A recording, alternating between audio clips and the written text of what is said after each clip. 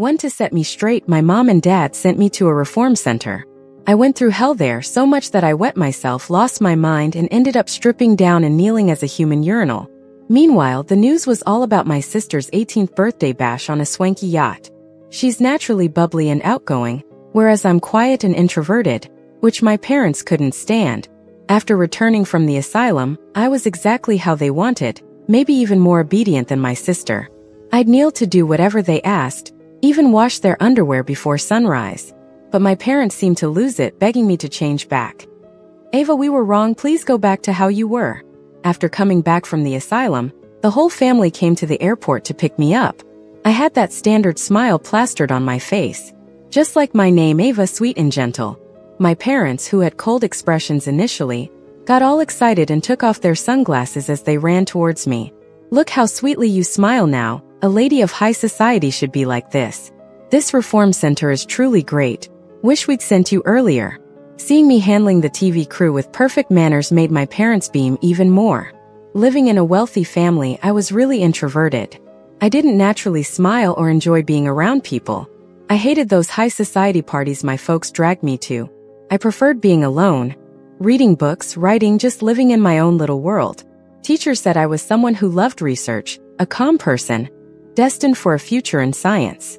But my parents were disappointed. Why act all aloof, hiding at home, not like a daughter from the White family? Look at your sister, a year younger, always so confident. Everyone loves her when she's out with us. Can't you be more like her? I used to ignore them. Now my smile's even more on point than my sister Lily's. My parents proudly brought me home. The house was packed with guests for my welcome party. As I looked up, I saw my sister's cheerful face. She raised her wine glass, nodding at me. "Sister, long time no see. How was your time in the asylum?" My hands clenched involuntarily, knees almost buckling to kneel. But Lily, in her evening gown, came over to hold me up. She whispered in my ear so only I could hear, "Why'd you come back, sis?" As she spoke, her hand shook, wine splattering on her pristine white dress, the glass shattering on the floor. Her face twisted in anger as she stepped back, pointing at me. "Sister, I just wanted to chat. Do you hate me that much?" Back to her old blaming moves. I might have stormed off before, but now I was trembling, quickly trying to apologize. I'm sorry, it was an accident." But before I could finish, my dad slapped my face so hard I turned away. "Causing trouble the moment you're out?" I knew that sweet act was fake. Deep down, you're worthless, lacking any manners, unworthy of being my daughter. My mom anxiously checked my sister for injuries, sighing only when she confirmed everything was fine. "Looks like you haven't learned a thing. Maybe we should send you back to the reform center for a few more months." Hearing this, I couldn't hold myself up any longer and collapsed to my knees. Dark, damp memories came flooding back. My parents were never satisfied with my quieter nature, thinking I was a disgrace, often hitting and yelling at me. They'd always used my sister as an example. Lily was lively, loved to laugh, and was always messing around. She clung to me, claiming I was the bright moon to her shining sun. Until 2 years ago, after she attended a party with our parents, everything changed. She stopped sharing a bed with me or being her playful self. Instead, she viewed me with resentment and jealousy.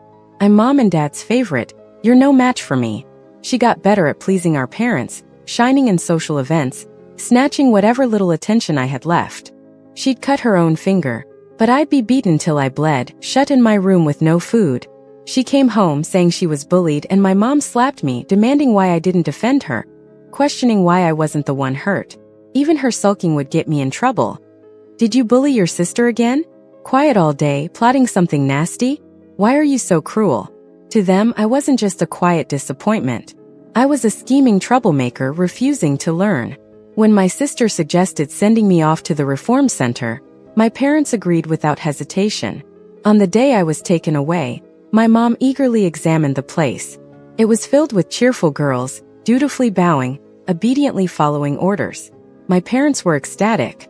They handed over a card, pushed me towards the electrified gate, got in the car and drove off without a look back, leaving me screaming in terror. 'Cause they didn't know. The instructor reached into my skirt with one hand and stifled my mouth with the other, making me pass out from lack of air. Waking up was hell. Though called a reform center, it was really a converted asylum. Hands bound, leashed, I was forced to crawl. Any refusal meant naked humiliation, put on display for everyone. Living on rotten food. Resisting meant being beaten black and blue. Once I tried to escape to the gate but was tasered, convulsing in my own urine, only to wake up to more punishment. Forced to open my mouth, kneeling as a human urinal for the instructor. Hearing my mom mention sending me back brought all those humiliating memories rushing back. I fell to the ground, hands instinctively clasped behind in submission, crawling like a dog to lick the diamonds on my mom's heels. I'm sorry, it's my mistake. Please forgive me, I won't do it again. My mom recoiled in horror, looking at me like a stranger. She couldn't understand why her once proud daughter would do something so degrading. Terrified, I crawled forward, grabbing the broken wine glass and stuffing it into my mouth. I'll clean it up, I'll clean it up. Just eat it and it's clean. I'll eat it. The whole place went silent. My parents seemed frozen, just watching me swallow glass shards and spit out a mouthful of blood. Yet I mindlessly kept putting more in my mouth. Someone screamed, snapping everyone back to reality. My dad rushed to pull me away. My mom held me tightly to stop me from eating more glass. Someone called an ambulance, and others started taking pictures. It was chaos. I looked up and saw my sister Lily glaring at me. Her eyes were dark and intense, like she was both questioning and shocked. But inside I felt nothing but a burning pain in my throat. Then I passed out. My throat was trashed. The doctor said I needed weeks to recover before I could talk. After we got back from the hospital, my parents' moods were all over the place. My mom had obviously been crying, quietly touching the wound on my lip. My dad smoked at the door, scrutinizing me. You think this act will work? What are you playing at? Everyone knows you're full of tricks. I don't care what little schemes you're plotting. Take it easy and rest up. My face turned pale. I couldn't speak, just whimpered, begging for mercy. I pulled out my phone and was about to kneel. Sitting or lying down made me anxious. Only kneeling brought comfort, knowing I wouldn't get hit. My mom quickly pinned me to the bed. My dad's expression softened. He put out his cigarette and looked deep into my eyes. You better not be faking. They left quickly. I noticed a shadow at the door. A figure, steps nearby, lingered for a moment and then vanished. I ignored it and closed my eyes to rest. My welcome party was canceled. But when my throat healed, my parents organized a dance party. They said it was a belated birthday bash for me, inviting many high-profile guests. But I had already spent my birthday in a dark, stinking room. The instructor crushed a cake with his foot, spat on it and made me eat it piece by piece. Still, I agreed to the party. I knew it was just a networking opportunity. Our family business had been slow. For some reason, it picked up these years, and suddenly we were the city's new richest family. They needed visibility and connections, and my sister and I were just there to be obedient dolls as always. Before the party, our parents took us to pick out dresses. In the luxury suite, racks of dresses were rolled out by the store staff. My mom ever so enthusiastically helped me choose. These are all new this season. Every piece was picked by your sister herself. She's so considerate and wants you to go first. Lily nodded with a smile and held out a fancy dress for me. Try this one, sis. It's the most expensive here. The dress was covered in beads, gorgeous but incredibly skimpy. It barely covered anything, revealing most of the chest and legs. Especially the neckline, where a green snake design twisted around. It reminded me of the times at the asylum when the instructor forced us to sleep with snakes. He claimed it was to build courage. But it was just to train obedience, to prevent us from running. At night, a snake would coil around my leg, and the cold, slick feeling was disgusting. But I couldn't move. If I did, those sharp fangs would puncture my skin and bite down hard, not letting go all night. Can I try a different one? I mumbled timidly, not daring to look at the dress. But my dad was already impatient and threw a water bottle at me, hitting my chest painfully. Your sister's just being nice. Why can't you appreciate it? Why make a fuss? My mom chimed in, yeah, this dress is beautiful. Why won't you even try it on? Who are you showing attitude to? Their sharp tones made me hug my head in fear. I'll wear it. I'll wear it. My mom smiled with satisfaction, seeing I didn't resist. She knew I would never wear such revealing clothes before. I'd rather die. But now she felt proud, winking at my dad. See, Ava's so obedient now. But she shrieked before finishing her sentence. I began stripping off my clothes wildly, down to only my bra and underwear. It didn't matter that there were men and women sales staff watching, eyes wide in shock. I had to undress. If I didn't, the instructor would whip me and pour chilly water over the wounds, causing instant swelling and pus, the kind of pain that would knock you out. As I was about to unclasp my bra, my mom stopped me. "Are you crazy? What are you doing?" She hurried me into the fitting room with a slap. "Aren't you ashamed? Stripping in public, are you a prostitute?" I apologized, dressed in the outfit, and heard gasps as I walked out. Maybe it was because they finally noticed my body covered in scars. Beyond the exposed skin, my collarbone and below were dotted with cigarette burns, bruises, and even rotten flesh hanging from my back. My mom touched the deep scars and teared up. My dad, shocked, dropped his cigarette, asking in horror, "Who did this to you?" While dressing, I caught a strong scent of pollen, knowing immediately who was behind it. I started itching uncontrollably, red spots erupting on my skin. I scratched till the scabs bled again, pus oozing out, filling the air with its stench. My sister gazed at me, her eyes briefly red but quickly turned away. "Poor sis, she's having an allergic reaction. Guess I will have to represent us at the ball." Seeing this, the sales staff grew suspicious, thinking I was abused, and called the police. I was forcibly taken away. At the police station, I was put alone in a medical room. A few female officers frowned, speaking with pity. "Sweetheart, are your parents abusing you? Do they often hit you?" I kept shaking my head, staying silent. Mom was nervously waiting by the door. Dad was knocking non-stop, trying to see how badly I was hurt. The police had to call in a doctor to patch me up. Once I was all bandaged up, their frowns deepened. "Is this your daughter?" My mom nodded quickly while my dad nervously wrung his hands. "Of course." Bang, an older cop slammed a cup on the table, making them jump. The doctor found 32 wounds on her. Whip marks, burns, bruises, even knife cuts. Care to explain? My mom was dumbfounded, tears streaming down her face. Dad, looking shocked, tried to smile. "Officer, you must be mistaken. She's been pampered at home. Recently we sent her to a reform center, but it was legal." The old cop cut him off sharply. "The doctor said she's mentally unstable, her health is terrible, and she barely has the will to live. If this continues, she could die. Did you know that?" Dad's words stuck in his throat, his face turning pale. Mom collapsed to the ground, utterly lost. How could this be? My little sister, her eyes red from crying, suggested, "Mom, Dad, she's too pitiful. She can't stay home. She needs to go to a mental hospital for proper treatment. Quick, send her away." I knew she was eager for that. Mom seemed hesitant. She looked at my battered body, for once showing a hint of compassion. "Maybe we should send Ava away." Dad's face was heavy, watching me for a while before finally saying, "No, she can't leave home. She is still our daughter. How can we send her to a mental facility? We're taking her home." In the end, Dad went into a back room in the police station alone. Not sure what he said, but we were immediately released. Then we took the car back home.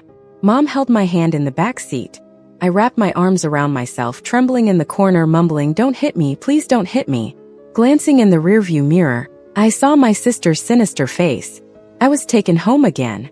Mom and Dad investigated the reform center and got videos of the education I received there. In the video, I was crawling on the ground, catching bits of bread tossed by an instructor. Then, I crawled again to drink filthy water from the mop bucket. Only then did my parents believe I wasn't faking it. They suddenly understood why their rebellious daughter had become so different. Suddenly, they felt guilty and wanted to make it up to me in every way.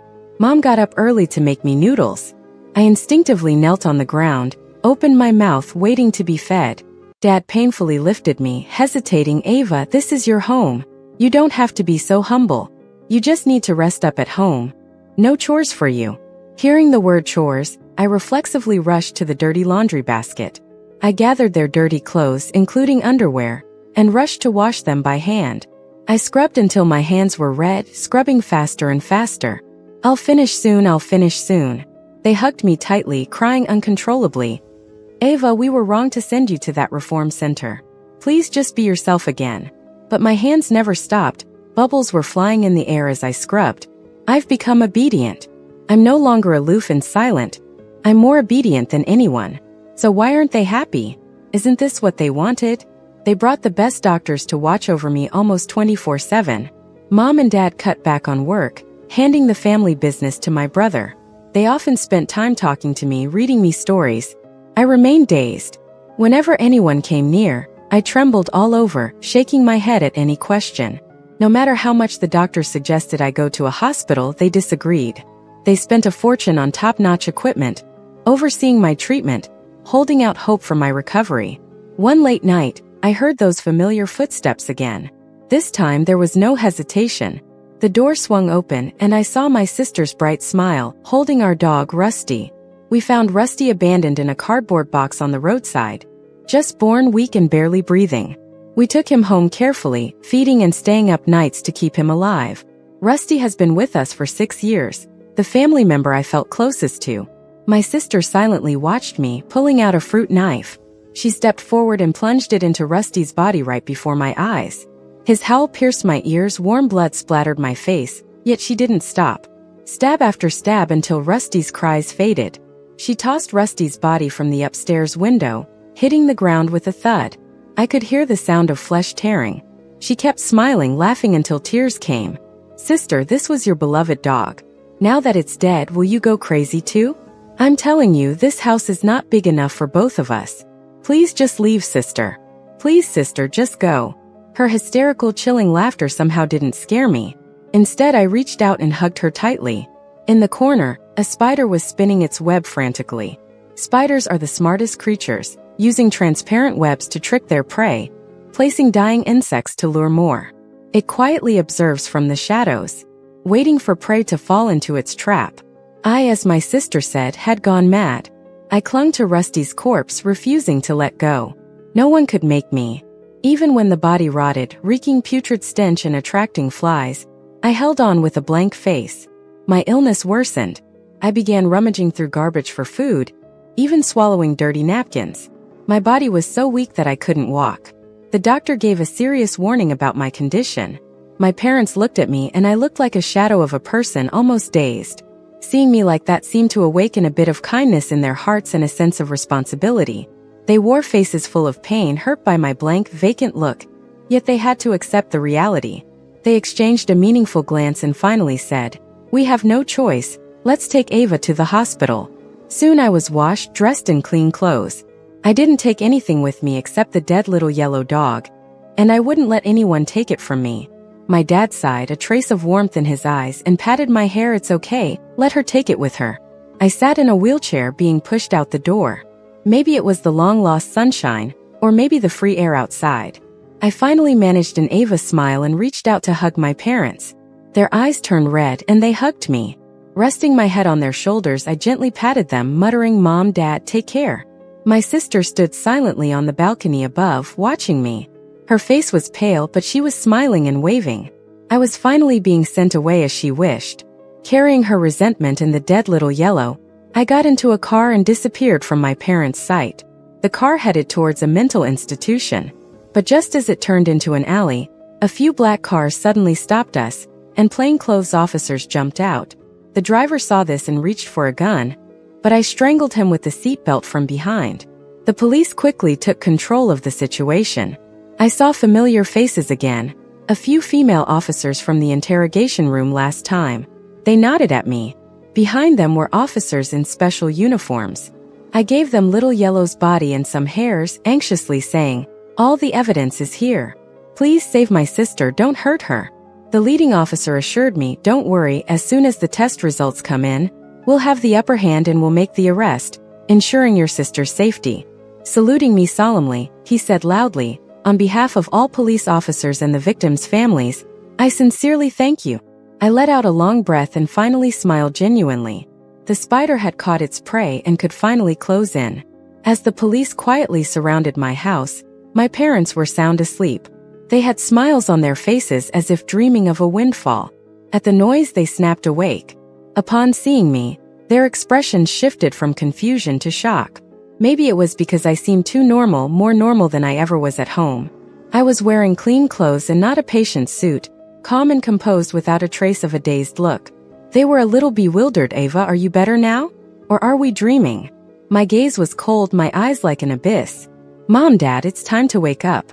My tone was arrogant, even mocking, the same words I used before being sent to the correction facility.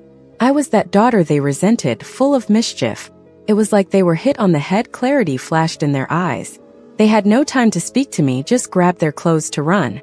Suddenly, all the lights came on, flooding the bedroom. The police, who had set the perimeter, swarmed in, restraining them, pushing them to the ground.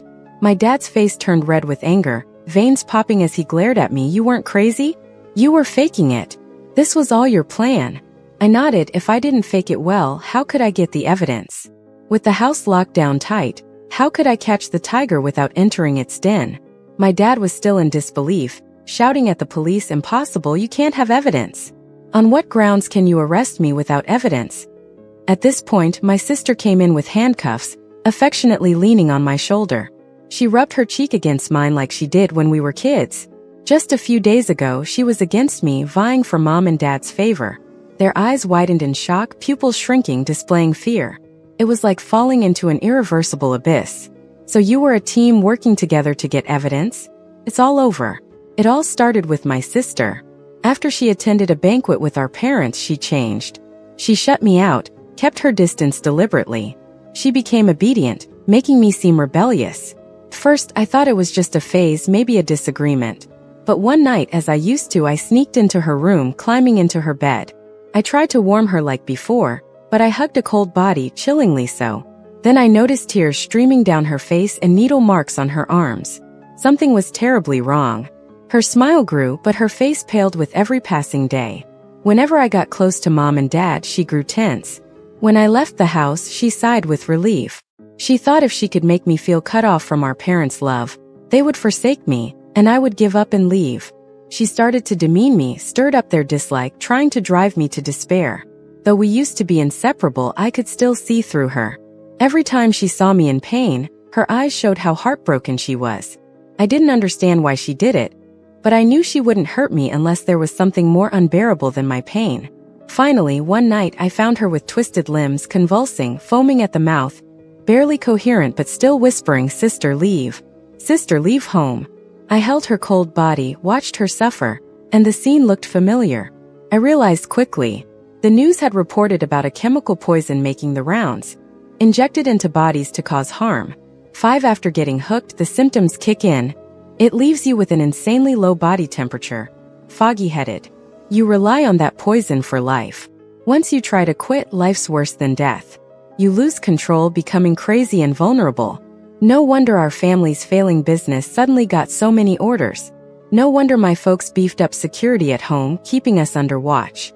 And no wonder my sister returned from that party a totally different person. She was protecting me. In her own way, she was shielding me, trying so hard to keep me out of this trap. My sister's face, when held close, felt sunken, like a wilting flower losing its vibrancy. I could still picture her lively self. She used to say she was the sun and I was the moon. So she tried to block the darkness for me, lighting the way as she bore its weight. But she forgot I'm the moon. The moon doesn't shine on its own. It always lives in the dark. The day I came back from the asylum, I practically saw the light in her eyes flicker out. She couldn't grasp why I was back. Her eyes questioned me, why come back? To this hellhole? She'd already bribed the asylum officer to let me go, planning to announce my death a month later. The officer, with one hand under my skirt and the other over my mouth, whispered with a bite, "Your sis ain't wrong. You're lucky, definitely not like us addicts." He told me to leave before falling into the abyss. But I turned back, locking eyes with him. "Let me in. Torture me, the harsher the better." At that moment, we both understood everything with just one look. I appeared well-dressed on the outside, but inside, the poison owned me, out of control and deteriorating. While she was physically tortured to madness, her heart remained clear with unyielding resolve. One in the light, one in the dark. I played the fool while she played along. In solitary at the police station, I slipped notes under the radar. She stuffed evidence she'd gathered for ages into little Yellow's body. I used the last shred of parental mercy to evade searches. They had connections everywhere, even insiders at the police station. The only way to issue a warrant was an undercover strike that couldn't fail. Catch them red-handed like a spider closing its web, finally freeing the trapped bugs caught inside. The day my parents got caught, it was the front-page news all over the city. No one expected the White Family Chemical, a well-known old brand, to manufacture hallucinogenic drugs. These poisons numb nerves, offering an extreme high, but they're deadly addictive, hooking people fast. They quickly spread in casinos, bars, and nightclubs. Mom and Dad made billions off it. But it hurt youths, tearing families apart. Addicted teens were sent to reform centers, or as folks called them, asylums. At the asylum, I was tortured to the brink of madness. But those kids high on that poison seemed oblivious, even laughing brightly like my sister. They'd become empty shells, walking dead. Thinking of my sister enduring that pain made my body ache. Yet my resolve only burned stronger. The truth spread fast online. That cruel reform center was exposed too. Criticism exploded on the net. This isn't reform, it's torture. So many parents are in the dark, thinking their kids finally turned good, but their minds were crushed. Without the white family's drugs, these kids wouldn't be hurt. The law should hit them hard. Yes, exactly. Make them feel this torture. Don't let them off easy.